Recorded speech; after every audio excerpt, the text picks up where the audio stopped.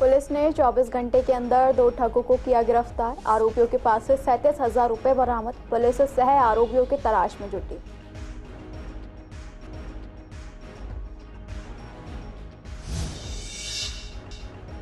पूर्व केंद्रीय मंत्री ने गाजीपुर के कूड़े के पहाड़ को लेकर बोला हमला। आपके चुनावी वायदों को बताया झूठा। मछली बाजार गाजीपुर से कूड़े के पहाड़ तक किया आपके खिलाफ विरोध प्रदर्शन।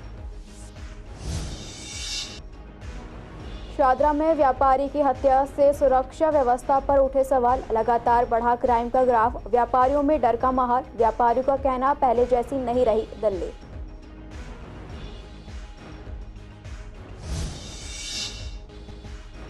शादरा के छोटा बाजार में दुकानदारों की बढ़ी चिंता। पूर्वी दिल्ली में गर्म कपड़ों की डिमांड में कमी। ग्राहक स्टॉल और कैप्स की भी नहीं कर रहे हैं खरीदारी।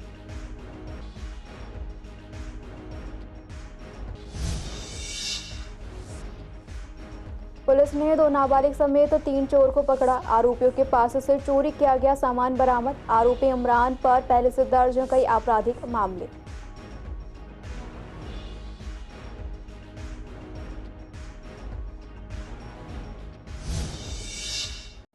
नमस्कार, सीसीएन देख रहे हैं आप। मैं हूं आपके साथ दुर्गा शर्मा। रुखो करेंगे इस वक्त की अहम खबरों की ओर। थाना मंडावली की टीम ने 2.5 लाख रुपए की धोखाधड़ी का मामला सुलझाते हुए 24 घंटे के अंदर 2 आरोपियों को गिरफ्तार किया। आरोपियों के पास से कुल 37,000 रुपए बरामद हुए।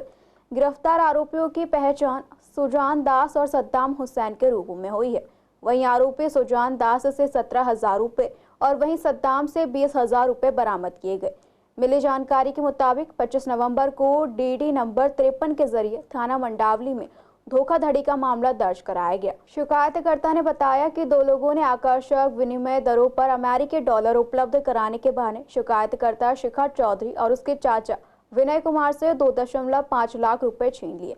पैसे मिलने के बाद आरोपी ने अमेरिकी डॉलर देने के बजाय बेकार कागज वाले पैकेट सौंप दिए और मौके से भाग गए। पुलिस ने मामला दर्ज कर जाँच शुरू की।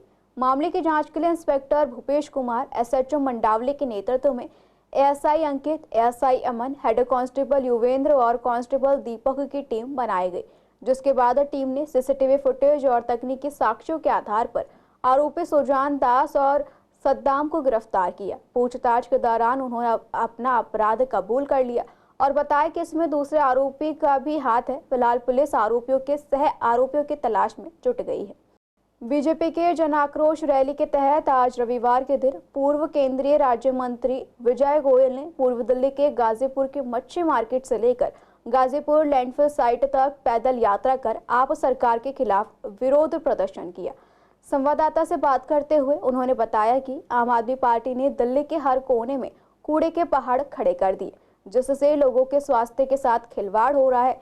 विजय गोयल ने आगे कहा कि आम आदमी पार्टी ने चुनाव से पहले बड़े बड़े वायदे किए थे, लेकिन अब वो जनता को लूटने का काम कर रहे हैं। इसी बीच आनंद विहार के जेजे कैंप के डूसिब टॉयलेट की हालत की मौजूदा निगम पार्षद ने निंदा की। पूर्व केंद्रीय राज्य मंत्री विजय गोयल ने और क्या कुछ कहा, सुनिए। दोस्तों, आज दिल्ली कूड़ा घर और कूड़े का पहाड़ बन के रह गई है। सुबह ओखला, गाजीपुर, पता नहीं कहां कहां पर कूड़े के पहाड़ कितने हो गए हैं जी। गाजीपुर का कूड़े का जो पहाड़ है वो कुतुब मीनार 65 मीटर से सिर्फ 8 मीटर कम है। और कितनी बार तो लैंडफिल साइट के ऊपर आग लग चुकी है जी। पिछली बार तो एक कूड़े का पहाड़ का हिस्सा नीचे गिर गया था, 2 लोगों की मौत हो गई थी। केरल सरकार जो आज एमसीडी में भी है और दिल्ली सरकार में भी है, कुछ नहीं कर रही इसके बारे में। इन्होंने पहले कहा था कि 31 दिसंबर 2023 तक हम गाजीपुर का कूड़े का पहाड़ को बिल्कुल खत्म कर देंगे। पूछिए इसके चारों तरफ रहने वाले निवासियों से, कितनी बदबू, कितनी गंदगी, कितना स्वास्थ्य के ऊपर उनका बुरा असर पड़ रहा है, ये वही लोग जानते हैं। केजरीवाल सरकार जो 10 साल सत्ता में रही और आज आतिशी जी बड़ी बड़ी बातें कर रही हैं, पर अगर हम लोग अपने अध्यक्ष माननीय वीरेंद्र सचदेवा जी के नेतृत्व में हर झुग्गी में भाजपा का कार्यकर्ता जा रहा है और लगातार जा रहा है। पीछे प्रवास भी किया, रात्रि प्रवास, और झुग्गी वालों की समस्याओं को समझ रहे हैं। जो फ्री पानी और फ्री बिजली की बात होती है तो एक एक झुग्गी का व्यक्ति जो है पानी खरीद के पी रहा है और साथ ही साथ हज़ारों के बिल आ रहे हैं। 2-2 कमरे के छोटे छोटे घरों में हज़ारों के बिल आ रहे हैं। दूसरे का शौचालय सामने है ही, वहाँ की हालत आप देख सकते हो। सड़कों की हालत देख सकते हो, सीवर की हालत देख सकते हो, कूड़े के अंबार लगे हुए हैं, क्योंकि केजरीवाल सरकार आज एमसीडी में भी बैठी है, तो ना एमसीडी में कुछ काम हो पा रहा है और ना जो है सरकार ने कुछ झुग्गी वासियों को काम किया। झुग्गी वाले वाकई बहुत परेशान हैं और उनको एक बात उनके वहाँ से माध्यम से आई कि लोग आकर कहते हैं कि फ्री बिजली पानी का झांसा तो दे ही रहे आम आदमी पार्टी के, साथ ही साथ कहते हैं भाजपा आएगी तो झुग्गी तोड़ देगी। और ये झुग्गी वासियों को स्पष्ट करना चाहती हूँ, ऐसे दिल्ली में अभी भी 4 या 5 इंसिडेंट हो चुके हैं जहाँ झूठ बोलकर ये लोग पहुँचे। पूर्व दिल्ली में एक व्यापारी की हत्या ने राजधानी में सुरक्षा व्यवस्था पर गंभीर सवाल खड़े कर दिए हैं। बता दें, विश्वास नगर स्वर्ण सिनेमा के पास शनिवार को एक व्यापारी पर 9 राउंड गोलियां बरसाकर उसे मारकर मौत के घाट उतार दिया गया, जिससे पूरे इलाके में सनसनी फैल गई। इस घटना के बाद से दिल्ली के व्यापारियों में भय और असुरक्षा का माहौल बन गया है। इस बीच बढ़ते अपराधों को लेकर जब व्यापारियों से बात की गई तो व्यापारियों का कहना है कि अब दिल्ली पहले जैसे सुरक्षित नहीं रही। उनका कहना था कि दिल्ली में क्राइम लगातार बढ़ता जा रहा है, व्यापार करना अब खतरनाक हो गया है। बदमाश आए दिन वसूली की धमकी देते हैं और कभी कभी तो अनहोनी का डर बना रहता है। वहीं इस घटना ने एक बार फिर राजधानी की गिरती कानून व्यवस्था को लेकर कई बड़े सवाल खड़े कर दिए हैं।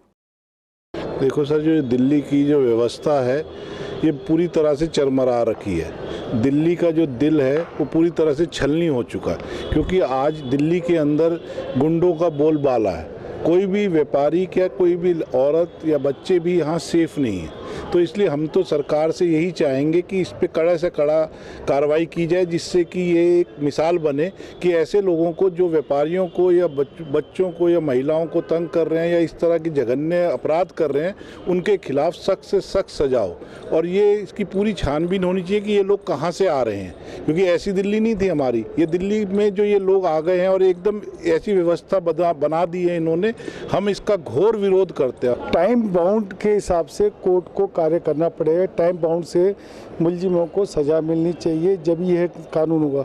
आज हो क्या रहा है कि कानून तोड़ने वाले को कानून से निकलने का रास्ता पहले पता होता है। आप यदि बात करें सुनील जैन की, उनका मर्डर हुआ, यह बिल्कुल यूपी के बॉर्डर की चीज़ स्टेट है। यहाँ लोग क्राइम करके वापसी यूपी में चले जाते हैं। वो इसलिए चले जाते हैं, उन्हें पता है कि हम यूपी में जाके भाग जाएंगे और दिल्ली से हम बच जाएंगे। तो हमें सेंट्रल लेवल पे, पूरे राष्ट्रीय लेवल पे एक ऐसे कानून बनाने चाहिए टाइम बाउंड कि इस क्राइम की सज़ा 3 महीने के अंदर, 6 महीने के अंदर सज़ा होनी चाहिए। मैं सोचता हूँ इस व्यवस्था को करने से ही पूरे भारतवर्ष का क्राइम सुधरेगा। क्राइम ग्राफ तो बढ़ा है, उसके लिए तो ज़रूरी कदम उठाने की वाकई में ज़रूरत है। पुलिस को थोड़ा सा छूट देनी पड़ेगी, तभी क्राइम कंट्रोल हो सकता है। क्योंकि यदि पुलिस को जैसे यूपी में खुली छूट दे रखी है तो क्राइम अंडर कंट्रोल है, कोई भी क्राइम करने से पहले डरता है। तो यहाँ भी कुछ सख्ती तो करनी पड़ेगी, उसके बिना कुछ भी संभव नहीं है। दिसंबर महीने की शुरुआत के साथ ही सर्दियों की शुरुआत हो चुकी है। हालांकि शादरा के छोटा बाजार के दुकानदारों ने कपड़ों की डिमांड को लेकर चिंता जाहिर की है। दरअसल दिसंबर का महीना भी लगभग आधा बीत चुका है। दुकानदारों का कहना है कि मार्केट के अंदर अभी गर्म कपड़ों की कुछ खास डिमांड नहीं है, केवल सर्दियों के थोड़े बहुत ही कपड़े लोग खरीद रहे हैं। वही दुकानदारों का कहना है कि लड़कों की डिमांड अभी केवल ट्रैक सूट तक ही पहुंची है, जबकि पिछले साल इस समय तक ग्राहक हुडी खरीद कर भी लेकर जा रहे थे। वही लड़कियों की बात करें तो वो भी अभी गर्म पजामी और गर्म कुर्ते को देख रही हैं। स्टॉल और कैप्स की ज्यादा डिमांड भी नहीं आ रही है। इस समय ट्रैक सूट का क्रेज़ ज़्यादा है। हुडी अब जो है थोड़ी सी सर्दी बढ़ेगी तो हुडी का क्रेज़ बढ़ेगा। अभी फ़िलहाल हमारे पास तो ट्रैक सूट का क्रेज़ ज़्यादा है और अपना प्री विंटर बिक रहा है अभी, क्योंकि अभी आप देख रहे हो सर्दी ज़्यादा पड़ी नहीं है, तो प्री विंटर का क्रेज़ ज़्यादा है। प्री विंटर यानी कि टी शर्ट से थोड़ा सा ऊपर। और हुडी जो है वो थोड़े दिन अगर सर्द हवा पड़ जाती है तो हुडी का और जैकेटों का क्रेज़ थोड़ा सा बढ़ जाएगा। हल्का फुल्का ही काम है, इस समय उस तरीके का काम नहीं है जिस तरीके का होना चाहिए था।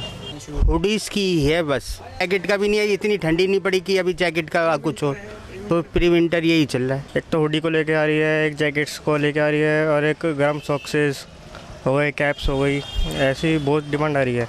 शॉल, कलरफुल स्वेटर की डिमांड आ रही है, इनर की डिमांड आ रही है, और नीचे लेगी की डिमांड आ रही है, गर्म गर्म लोअर भी है। यहाँ तो भी कंबल की डिमांड है, गर्म चादरों की डिमांड है, चादरों की है, सब कुछ है हमारे पास। तो 150 रुपये से 500, 700, 800, 900 तक है। थाना लक्ष्मीनगर की पुलिस टीम ने 2 नाबालिग समेत 3 चोर को पकड़ा। आरोपियों के पास से चोरी किया गया सामान बरामद कर लिया गया है। आरोपी के पास से एक कंबल सेट, कपड़ों के साथ एक चमड़े का बैग, हैंड वॉच और 6 टेम्पर्ड ग्लास बरामद किए हैं। गिरफ्तार आरोपी की पहचान जेजे कैंप निवासी 24 साल के इमरान के रूप में हुई है। मिली जानकारी के मुताबिक 24 नवंबर को देवेश नाम के व्यक्ति ने थाने में चोरी की EFIR दर्ज कराई थी। पुलिस ने मामला दर्ज कर जांच शुरू की। एक टीम ने 30 से भी ज्यादा CCTV कैमरों का विश्लेषण कर घटना स्थल के पास से 3 संदिग्धों के बारे में जानकारी इकट्ठा की। मिली जानकारी के आधार पर पुलिस ने 2 नाबालिग समेत एक आरोपी को पकड़ लिया। पूछताछ में मुख्य आरोपी की पहचान इमरान के रूप में हुई, जो कि एक आदतन अपराधी है। 42 मामलों में वो शामिल रह चुका है, जिसके घर से चोरी का सामान बरामद किया गया, जिसके बाद इमरान को अदालत में पेश किया गया और आगे की जांच जारी है। वहीं 2 नाबालिग आरोपियों को संस्कार आश्रम भेज दिया गया है। पूर्वी दिल्ली के स्पेशल स्टाफ की टीम ने संजय झील मेट्रो स्टेशन के पास से एक बदमाश को गिरफ्तार किया है। गिरफ्तार आरोपी के पास से एक चोरी की मोटरसाइकिल और छीने गए 5 मोबाइल बरामद हुए हैं। गिरफ्तार बदमाश की पहचान कबीर नगर निवासी 30 साल के नदीम के तौर पर हुई है।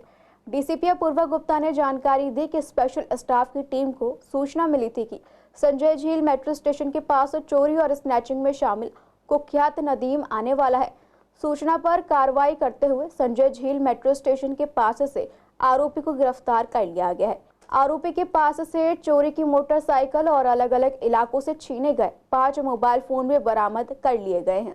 पूर्वी दिल्ली के कड़कड़मा में DDCA चुनाव को लेकर एक महत्वपूर्ण मीटिंग का आयोजन किया गया। इस मीटिंग में रोहन जेटली, आनंद वर्मा, अरविंदर सिंह लवली, नसीब सिंह, दीपक सिंगला और नवदीप मल्होत्रा सहित कई प्रमुख व्यक्ति शामिल रहे। मीटिंग के दौरान मौजूदा प्रेसिडेंट ने अपने कामों के बारे में विस्तार से बताया और पूर्वी दिल्ली के बच्चों को प्राथमिकता देने की बात कही। उन्होंने कहा कि पूर्वी दिल्ली के बच्चों को सबसे पहला मौका दिया जाना चाहिए। इस मीटिंग में पूर्वी दिल्ली के सांसद हर्ष मल्होत्रा के साथ कई BJP के कार्यकर्ता भी शामिल हुए। It is a good structure जिससे आपके at the end of the day state जब BCCI टूर्नामेंट्स खेलती है तो उसमें क्या रिजल्ट आ रहा है, डिपेंड्स ऑन दैट। सो उसको देखते हुए आप हाई परफॉर्मेंस सेंटर्स प्लान करेंगे और at least 6 different locations in the city, और वहाँ पे there will be some camps which will be merged, will be rotating. ज़रूरी नहीं कि कैंप रोज हो, but these are centers which have been created for area specific identification. So आप जब पूर्वी दिल्ली की बात करते हैं तो पूर्वी दिल्ली के जो बच्चे एक certain basic level of performance करें, इसी आइडिया ये नहीं है कि आप ग्राउंड पे जाके एक अकेडमी बनाएं। आपका गोल ये है कि आज आप एक एकेडमी और किसी क्लब में खेलते हुए बच्चे का अगर एक बाय पार एक्सेलेंस परफॉर्मेंस है, उन सबको आइडेंटिफाई करके साथ में ट्रेन करा जाए कि वो कैसे नेक्स्ट लेवल पे पहुंचे। देखिए मेरा मानना है कि अगले 5 साल के अंदर आपको और प्लेयर दिखेंगे इंडिया की तरफ खेलते हुए। जैसे अभी आपने देखा होगा दिल्ली प्रीमियर लीग की सबसे बड़ी सक्सेस स्टोरी क्या है। रोहन जेटली जी और CK खन्ना जी का जो ग्रुप है वो दिल्ली में क्रिकेट के लिए अच्छा काम कर रहा है, क्योंकि मैं और नसीब सिंह जी हम लोग खुद DDCA के मेंबर हैं। तो नसीब जी के आमंत्रण पे हम सब लोग यहाँ पे आए हैं, तो अच्छा पैनल है ये। तो रोहन जी और खन्ना जी के साथ हमारी हमेशा सपोर्ट रहती है, वो अभी भी रहती है। बिल्कुल, रोहन जी ने अभी बोला है कि हम इस दिल्ली में भी एक सेंटर अपना DDCA का बच्चों के लिए खोलने जा रहे हैं, और उन्होंने एक दिल्ली में बड़ा स्टेडियम के लिए भी वादा किया है कि उन्होंने ज़मीन आइडेंटिफाई की है और DDA ने उनको ग्रीन सिग्नल दिया है, जिसमें 80,000 लोगों के बैठने की क्षमता होगी। मैं समझता हूं कि रोहन जी पिछले 3 सालों में जो काम किए हैं, आने वाले सालों में और अच्छे से काम होगा। देखिए, DDCA का चुनाव हो रहा है, 13, 14, 15 दिसंबर का चुनाव है। रोहन जेटली, CK खन्ना, मनचंदा ग्रुप इस चुनाव को लड़ रहे हैं। तो ये पैनल है उनका, और बहुत शानदार टीम है। पिछले 3 सालों में DDCA में बहुत शानदार काम हुए हैं। प्लेयर्स को 2 टिकटें मिली हैं, वहाँ पे बढ़िया क्लब बनाया गया, बार बनाया गया है, वहाँ पे वर्ल्ड क्लास जिम बनाया गया है। तो पिछले 3 सालों में रोहन जी के नेतृत्व में बहुत शानदार काम हुए हैं। डीडीसीए में एक 40 ओवर लीग होती थी, जिसको हमने अब बदल के 40 ओवर अभी भी है, इसके अलावा T20 की लीग चालू की और अंडर 16, अंडर 19 का टूर्नामेंट चालू किया और एक पॉलिसी बनाई कि बिना मैच खिलाए किसी भी प्लेयर को, यंग टैलेंट को हम पास या फेल नहीं करेंगे। उसका स्कोर्स वगैरह के हिसाब से ही हमने उनको शॉर्टलिस्ट करने का सिस्टम बनाया। एक तो ये चीज़ हो गई आपके क्रिकेट के विषय में। दो चीज़ होती है डीडीसी में, एक क्रिकेट और एक मेंबर्स का ध्यान रखना। तो मेंबर्स के ध्यान रखने के लिए सबसे बड़ी चीज़ है जो हमने क्रिकेट का इंफ्रास्ट्रक्चर अपग्रेड किया है। और पहले जैसे कैटरिंग सर्विसेज नहीं थी, अब हमने बहुत सारे, जैसे मैच के दौरान बहुत सारे अच्छे ब्रांड्स को हम कैटरिंग देते हैं साथ। गीता कॉलोनी की धनिष्ठा पाहुजा ने दक्षिण अफ्रीका में आयोजित कॉमनवेल्थ कराटे चैंपियनशिप में 2 कांस्य पदक जीतकर देश का सम्मान बढ़ाया है, नाम गौरवान्वित किया है। आपको बता दें कि धनिष्ठा की इस जीत से न केवल भारत बल्कि गीता कॉलोनी और शीशेवाला मंदिर का भी मान बढ़ा। इसलिए धनिष्ठा पाहुजा की इस उपलब्धि को मनाने और उन्हें सम्मानित करने के लिए शीशेवाला मंदिर में एक कार्यक्रम का आयोजन किया गया।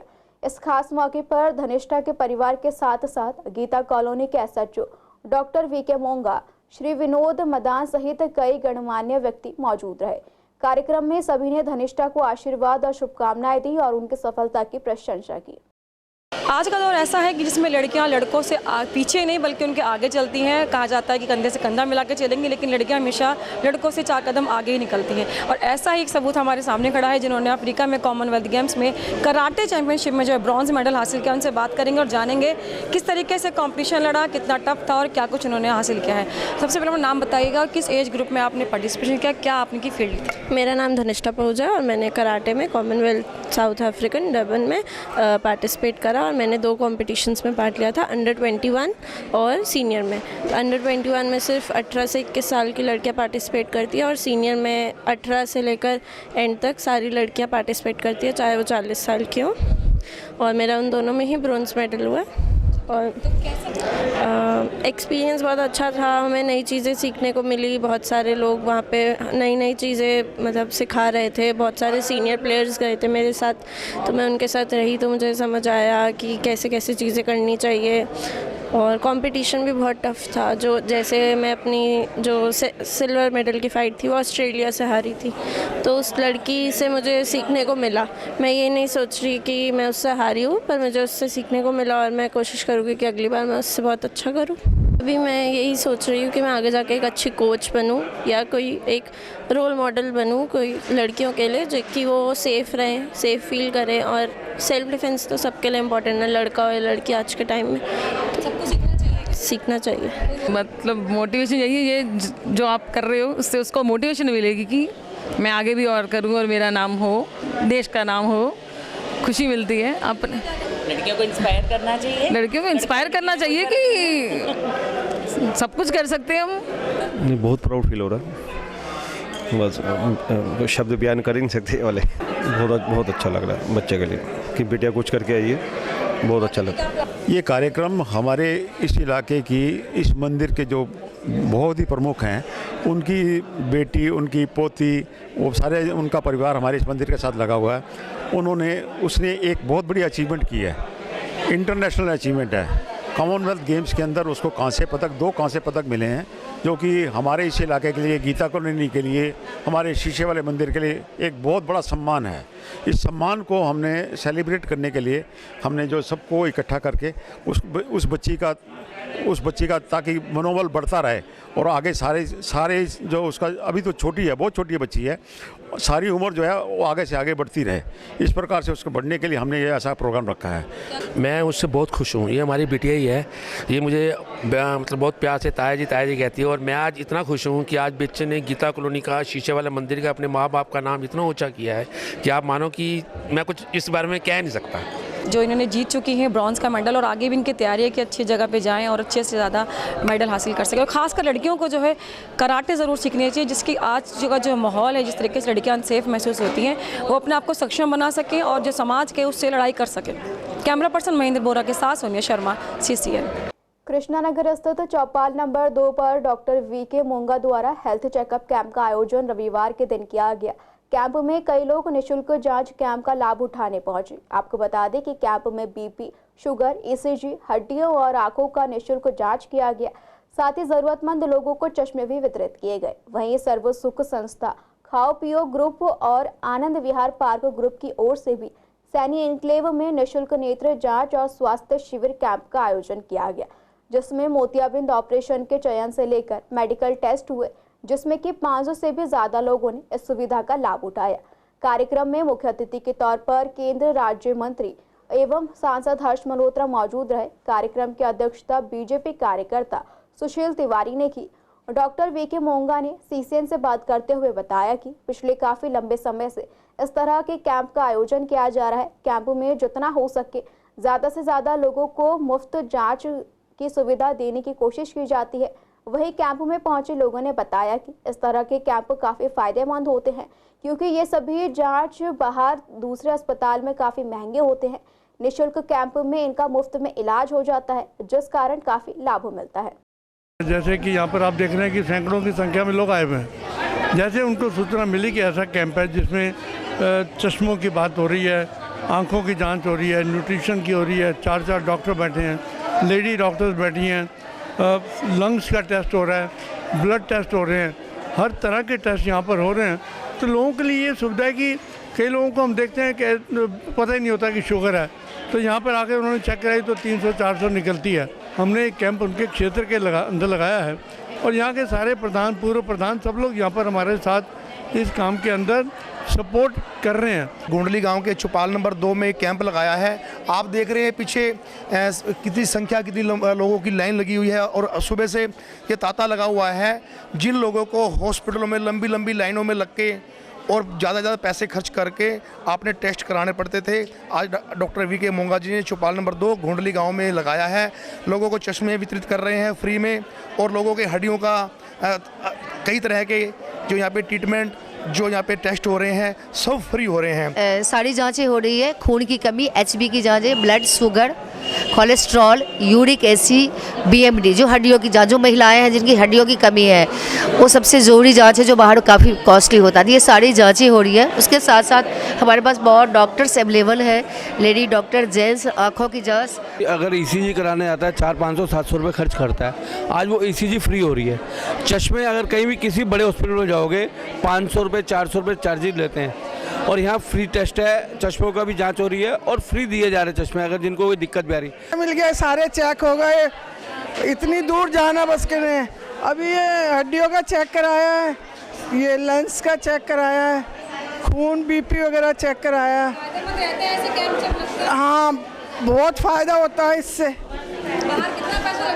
बाहर तो पूछो ही मत ना, पैसों की तो बाहर जाके, बस यहाँ से बहुत इतना अच्छा होता है कि आदमी आराम से तसल्ली से काम करवा लेता है। इन्होंने गांव के स्वास्थ्य के लिए एक गांव का ध्यान रखा, इसके लिए मैं इनका हृदय से धन्यवाद करता हूँ। इन्होंने हृदय, मेरा हड्डियों का हुआ है, मेरा फेफड़े का हुआ है, आँख का होना है, हृदय का ECG होना है, तो मैं और बोले हाँ, ये फ़ायदे हज़ारों रुपए खर्च करके हम लोग बाहर जाते हैं, लाइनों में लगते हैं, फिर भी हम परेशान होते हैं। इन्होंने घर बैठे हमारी चौपाल नंबर 2 पे गोंडली गांव के शादरा के कांतिनगर के आम आदमी पॉलीक्लिनिक में विश्व पोलियो दिवस के अवसर पर कार्यक्रम का आयोजन किया गया, जिसमें बड़ी संख्या में 5 साल तक के बच्चों ने पोलियो की ड्रॉप ली। इस आयोजन का उद्देश्य बच्चों को पोलियो से बचाने के लिए जागरूकता फैलाना और उन्हें समय पर पोलियो की खुराक देना रहा।